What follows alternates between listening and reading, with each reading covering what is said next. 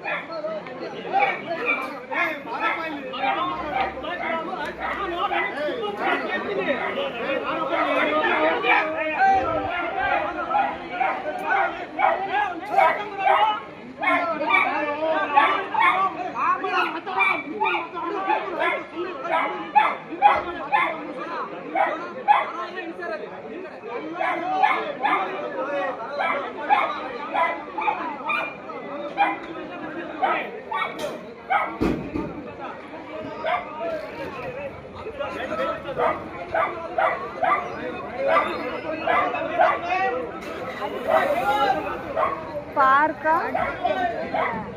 மாடெல்லாம் எடுத்துட்டாங்க.